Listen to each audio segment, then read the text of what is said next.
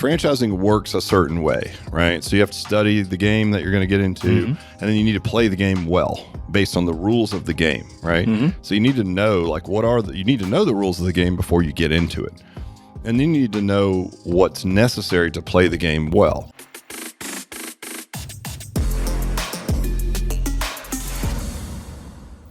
Hello, Matt. Rick, what's happening, brother? Finally get you back in the studio, off the road, and back into the Beats Lab. It's like once a month.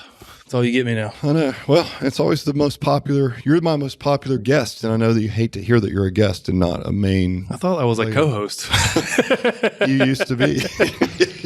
Hey, listen, there's something. What the hell? There's something I need to talk to you about really quick. We could just do it on air if you don't mind. Sure. This is how you break bad news to people. You sandwich it. Matt, you're doing a great job overall. Now, you're no longer involved with the podcast, but I feel like you're contributing really well in other areas. There you go. How about that, folks? Oh, my gosh. The worst. Did you bring a dad joke? I did. I can't wait. You ready? I'm so ready. I was recently kidnapped by mimes. I've told this one before. They did unthinkable things to me. I know Unspeakable. Screwed it up. You messed me up. Unspeakable things to me. I've actually told that one to you. Have you? Yeah, isn't that funny? Yeah. Well, Matt, I hate to say it. This is one of the reasons why you've been relegated to the bench. I mean, It's fine. It's fine. You got benched, bro. I mean, I did it the other day. I retold one too, so it happens. Yeah. You get one mulligan. One mulligan? Yeah. I think I've actually done it a couple times. We've told one that other people told you. You haven't told one that I told you. That is pretty funny, though. It happens. That was good. How do you jump higher on a waterbed? I don't know. Put spring water in it. Oh, my God. Come on. That is a solid dad joke. That's solid. It's dads for dads. All right. Well, we're not talking about dad jokes all day. I think we should do a whole, by the way, I was thinking about this as a video like where we get serious about the dad jokes and they're good. And we do like the two guys on the dock, but we just do it in the gym. So we dress up like gym bros from the 80s with like muscle pants and stuff. I think we do the Will Ferrell, Mark Wahlberg one. Oh, I like that one too. You know, you sit across the table and you can't get laugh. Points. Yeah, you can't laugh. Yeah, there's a bunch of those out there. Yeah. Yeah, those get really bad. Some of those jokes are so dirty and so bad. We get canceled. We'll keep it classy. We get canceled. Classy's not funny. Well, if you can be funny and classy, that's a skill. Some comedians can do it. We got to get like certain like threshold of famous though. Are we there yet? Here you can't be canceled. No, I don't think we're ever going to make it to that. Yeah. Well, not as a guest. We have yet to reach escape velocity. Once we do, we'll turn it loose, and then the podcast will just support itself. Oh my God. Thanks to our sponsors. Can't even imagine. OnlyFans. Oh my God. All right. So what we are going to talk about today is three attributes, or let's say strategies. So the top three strategies that you need to implement to be a successful entrepreneur. And part of being a successful entrepreneur is just surviving for a long period of time. I mean, you've been around me long enough. It's funny because I think of you and talk to you like an entrepreneur, because when you're in a small company, and we were much smaller than we are now, but when you're growing and changing, it's almost like everybody on your team is kind of an entrepreneur, quasi-entrepreneur. Do you feel that way? Well, how many businesses have you started since I've been here? So we're all entrepreneurs. That's what I'm saying. Yeah, exactly. I mean, it's like brick and mortar gyms, and then we had our educational company like NFPA, and then we had like the STS, which is the mastermind group, and then we had licensing. But I mean, I put all that to bed to do franchising because like you got to focus, right? And that's one thing I'm going to talk about. So, three strategies to be a good entrepreneur. You ready for the first one? Yeah, let's hit it. First one I have written down is you got to look in the mirror first. And I say that because I will tell you that as an entrepreneur, the success of your venture company, whatever that is, it's going to live or die by you, essentially. It'll only go as far as you can go, right? And it's really hard, I think, to recognize when you are the bottleneck in your business. I think it's really hard. You got to be a very honest, self-reflective person. Sure. To be able to look in the mirror and say, I'm in the exact position I'm in, and I deserve to be here because all of the decisions I've made have gotten me where I am right now. Mm-hmm. So it is either your fault, right?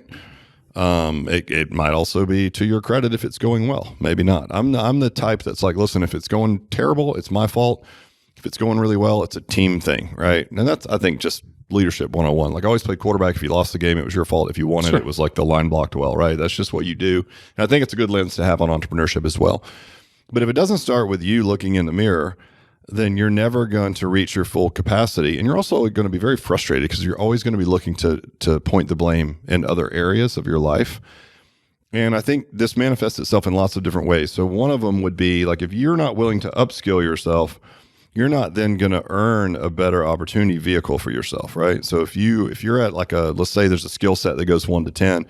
If you're at a 5 skill set and you're at a 2 opportunity vehicle, yeah, you've earned the right to maybe get a 5 skill set, right? Or maybe even a 6 and then grow into it. But if you're sitting at a level 2 skill set and your aspirations are, maybe you're looking at someone who's at a level 10 skill set and what they're doing, and they're in a better opportunity vehicle, you have to then do the work to upskill yourself to earn the right to be able to be in that other vehicle, right? It's like you can't just have it. Right.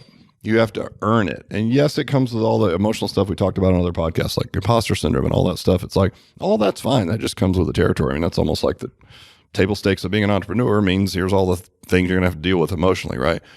But I think the most important thing is that you look in the mirror and you just understand that like the bottleneck is most likely you. It's tough to see that. I mean, a lot of folks, if you're not in that mindset, it's hard to look at yourself in the mirror and see if there's issues. The thing I take from it, like growing, being a part of all these businesses, going, from just training to all the other things that I got to be a part of on this ride to franchising, is your mentality is just from a leadership standpoint, go down to all your teams always. And when you're building a position, so like everybody else is all wired the same, but we do have, like, we think similarly, right? We're going to look at ourselves for like how we can make this better. Or whatnot. Yeah. Well, you do it all the time because you're like, hey, I got a quick thought, and it'll be about club ops, right? Or marketing or something. And it's like, what could we do like to make this process better? It's not like, oh, how come other people can't do this function, right? It's like, what could we do to make this function better? Mm-hmm. That's looking in the mirror. And so we have a great franchisee. Actually, we were just talking about her this morning, who I went on a hike with her a couple weeks ago. And, it was like, I had a very pointed conversation with her. It's like, have you done the best work data? Have you done? Yes. I'm like, well, then how come you're not growing? And basically it was awesome because there was like, I wouldn't say it was an epiphany, but she was just like, because I'm not good enough. Like, I just need to do more and I need to do better. I'm like, that's a great start. Honestly, like, that's a really good start to being a good entrepreneur. And you should probably just keep that lens on for the rest of your life, right? It doesn't mean you have to bear the burden of all the mishaps. And there are things that happen that are out of your control, but you'll be able to easily recognize those. But 99% of them will be, if I'm honest, under your control. It'll be a decision or a habit or the way you show up for your team or like a personality thing that you need to fix or whatever those things are. So it's always fun when someone has that realization, and you got to stay in it. But when you have the realizations that like, okay, like it's my business, this is my problem, and I'm only going to go as far as I can take it, right? Other examples, like I've seen entrepreneurs where, and I've been guilty of this in the past until you recognize it. It might take a minute, but they start a business venture and it's in a certain type of business. Let's just say I started a franchise as an example. And franchising works a certain way, right? So you have to study the game that you're going to get into, and then you need to play the game well based on the rules of the game, right? Mm-hmm. So you need to know, like, you need to know the rules of the game before you get into it. And then you need to know what's necessary to play the game well. Sure. And if you're not willing to do that because you have some head trash around hanging, like your product is it might be not as good as you think it is, or you're tied to something in the product itself, whatever those things are. And then the market starts telling you that it's not what you think it is, right? You have to listen to that. And that's look in the mirror. I was wrong. I thought it was this, right? If you don't do that, what can happen? Let's say that you're in a franchise and you start running up against this ceiling, right? And you're like, and you bump up against it. And we all do. But will you look in the mirror and be really honest about like your value proposition to the consumer? Like, what's the value proposition to the franchisee? Are there things you can change to like break through? Because if you don't, you'll simply do what a lot of entrepreneurs do, where you start running up against this ceiling and you run and you run and you run, you're frustrated. And then all of a sudden this new shiny penny appears out of the peripheral vision. And that's okay. But it's only okay if you broke through the challenges of the first endeavor, because then what will happen is you will chase the new shiny penny. It will be this amazing new venture for you, right? And then what you're not realizing is whatever neurosis or roadblocks or mental, state kept you from breaking through the first business will manifest itself in the second business, right?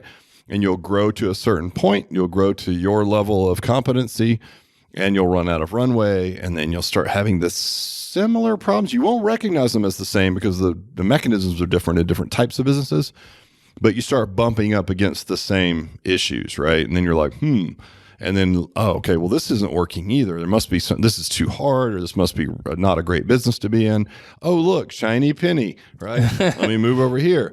And I've seen a lot of entrepreneurs do that, and they end up with like 5 or 6 half-baked businesses, and they never did the one thing well, right? They never buckled down, studied the game they were in, played the game to the best of their ability, and stacked whatever skills they needed to win. And then it just keeps manifesting itself. And then eventually you want to say to those individuals, who do you think is like, what is the common thread in these 5 mediocre businesses, right? I mean, you could argue, well, it's okay. They cobbled a decent living together, and maybe they tickled their entrepreneurial, squirrel brain by doing all these different things. But I'm like, yeah, but you never did the thing, right? Sure. If you ask them honestly, like, would you trade that for one of those verticals that you're in, really breaking through and being the biggest in its industry or whatever? They'd probably say yes, right? Yeah. Well, that's not going to happen. And so but that's a real hard look at your own behavior and whatever roadblocks and mental trash, head trash that you may have that's going to keep you from doing it. If you're not careful, you just bounce from one thing to the other, looking for this magic pill that doesn't exist because it turns out it's you, right? Which, what usually makes good entrepreneurs and good ideas is the fact that they're that visionary person, right? Like you sit in that seat. You can see how to create the plan, but what you've also done well is you've also been able to bring on good people and implement the strategies and not let your squirrel brain take us off. I remember Suzanne always talking. It's like, oh, Rick's out of town for a couple of weeks. This is great. Let's get some shit done. Right. And you don't hear that anymore, right? Because once we got to franchising, it's like, all right, game on. The stakes are way higher. We've earned our right to be in this game now. We've studied the game. We're going to try to play the game as well as we can.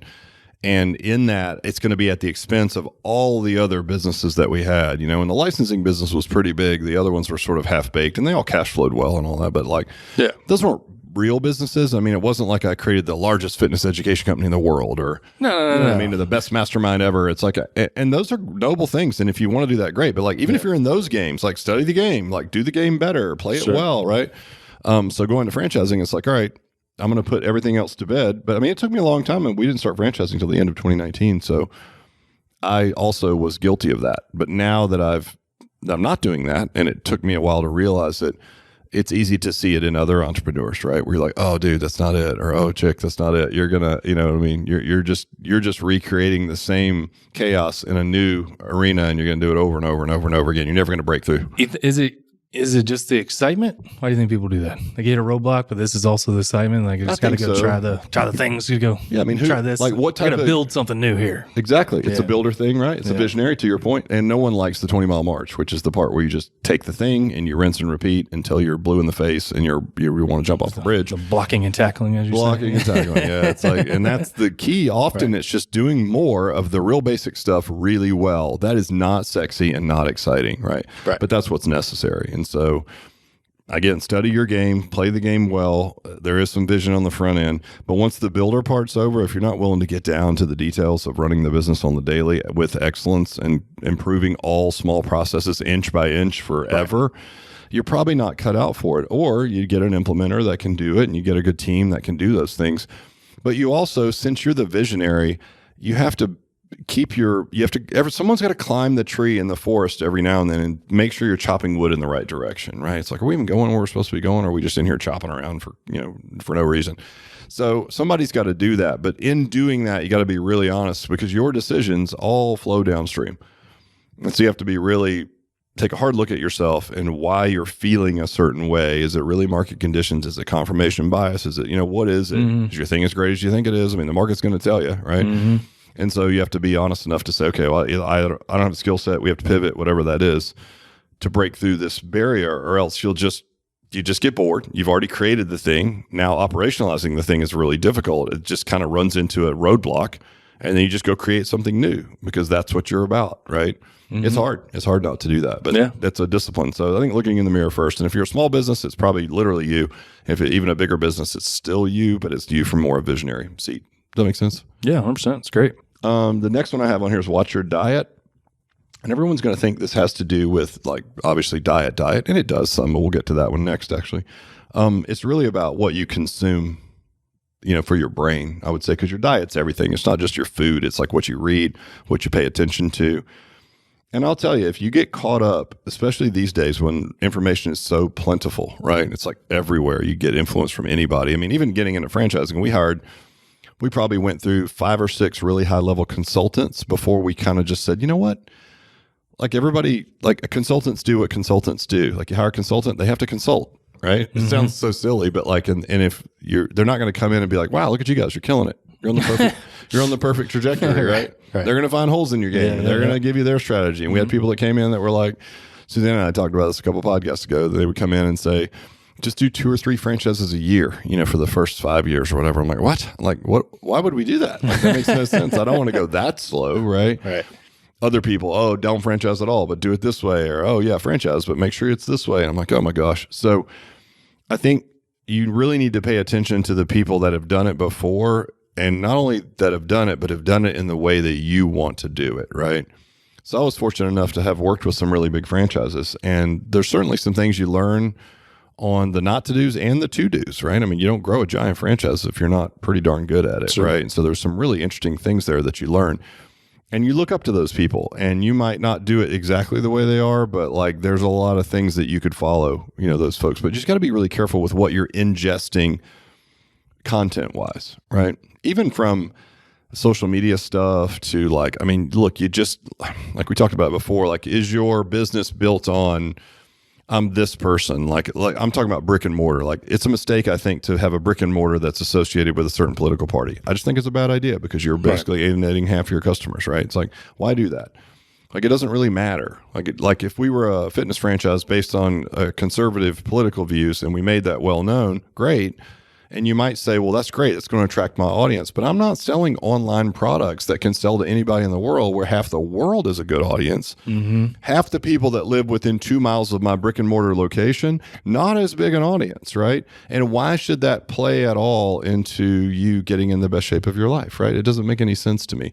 So I think consuming things like that, too much of it, and it becoming part of like who you are and your identity, I think is just a mistake. I think you just keep it clean and you just keep the main thing, which is hard to do. Have you had times where like you just people coming into your circles and you just had to kick them out? What do you mean? Like trying to influence you in different ways. You just didn't like those settings? Yeah, probably. I mean, more so like I might have like sought out their information, and then once you did a deep dive, you were like, this is not exactly what I want to do, right? Right. Yeah, it's tough. I mean, it's, everybody has that confirmation bias. Everybody likes to kind of hear the same stuff. You know what I mean? People that think like me. So it's hard to get outside of that box a little bit. Yeah, but that's part of like goes back to like looking in the mirror, I think too, where if you hired a consultant and they really gave you good information, they weren't just consulting to be consultants, but they gave you good information, it might not be what you want to hear. But if you trust that person and you have a stoic control of your emotions so you can detach yourself from how you feel, actually look at it rationally and logically, yeah, maybe they're right. Probably a couple things there.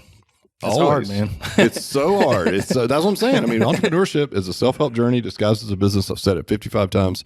It is the truth. And so watch your diet. Just mean like who's influencing you. Also, I mean, it's hard, but like, let's say that you are an entrepreneur who you're in a season of life where you have to work your butt off. Like, and that happens sometimes, right? Mm-hmm. And maybe your significant other, maybe you're in a relationship, romantic or with friends or whatever, and everyone's like, shitting on your new schedule, or, oh, you don't come along, you don't go party with us every night anymore, right? And you're like, yeah, I got stuff to do. Like, I can't party. I got things in the morning. I got to do a podcast, and we've got a group of investors coming in. Like, I have things to do, right?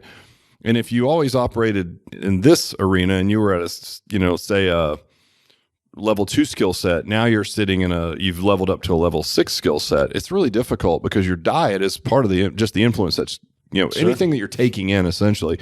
And if you're taking in a lot of negative feedback from like a partner or friends or family or whatever, as hard as it is, you really have to do your best to distance yourself from that. I mean, it's really hard if it's your significant other because you're married to him, you can't get away from him.